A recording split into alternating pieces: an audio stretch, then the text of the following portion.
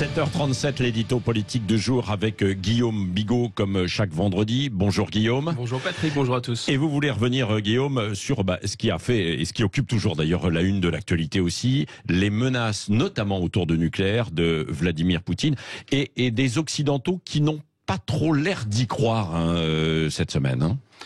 Absolument, c'est la 5e, même la 6e fois que la tête de l'État russe brandit directement ou indirectement la menace nucléaire dans une sorte de poker.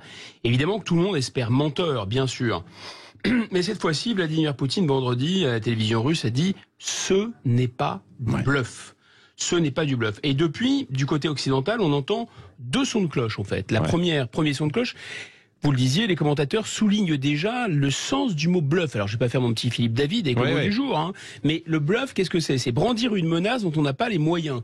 Et les commentateurs disent, mais il parle trop de bluff pour que ce soit crédible. D'ailleurs, peut-être est-il en train de faire plaisir à son électorat interne, son extrême droite, les calmer parce qu'il est très contesté à l'intérieur. Et puis en plus, on dit qu'il n'a pas mis ses forces stratégiques à un niveau supérieur. C'est vrai.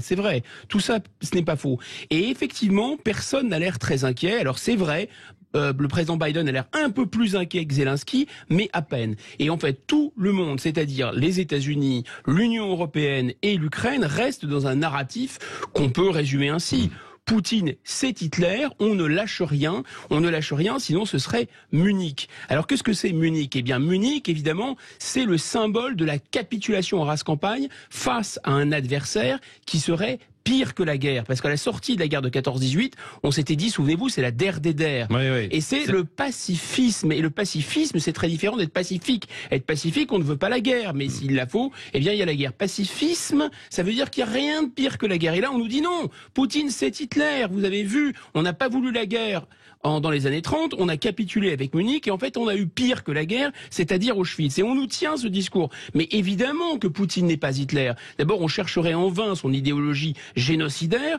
On nous dit oui, mais après, regardez, après l'Ukraine, il va s'attaquer à la Pologne, aux États baltes. Il a déjà pas les moyens d'envahir complètement l'Ukraine. Comment va-t-il se frotter à la Pologne et aux États baltes qui sont protégés par l'OTAN? En revanche, ce qui est très inquiétant dans ce discours de Munich et dans ce discours jusqu'au boutiste, Monsieur Macron a dit il faut le pousser jusqu'au son maximum. On nous dit il faut le traduire devant un tribunal pénal international. Monsieur Poutine, c'est précisément qu'il est acculé. Et là, je pense qu'on oublie deux concepts simples de la géostratégie.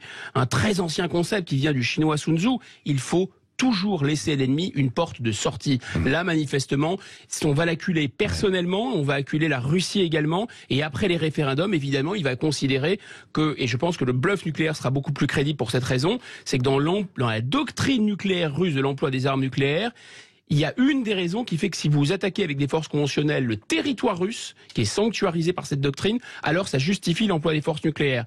M. Poutine a très peur de finir aussi comme Saddam Hussein, il a très peur de finir comme le leader Kadhafi, et il est acculé. Et le deuxième principe qu'on oublie, c'est celui de Clausewitz, c'est de la montée aux extrêmes. Il n'y a pas que des adversaires génocidaires comme Hitler qui veulent la guerre. Il y a des gens qui ne veulent pas la guerre. Beaucoup de guerres montent aux extrêmes alors que les protagonistes ne veulent pas monter aux extrêmes. Et donc je pense que Poutine n'est pas Hitler, et j'en arrête là.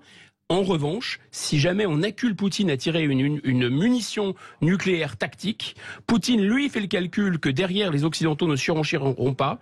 Et s'il nous surprend en n'étant pas dans le bluff, alors là, on aura une véritable Munich nucléaire. Jusqu'où peut aller Poutine.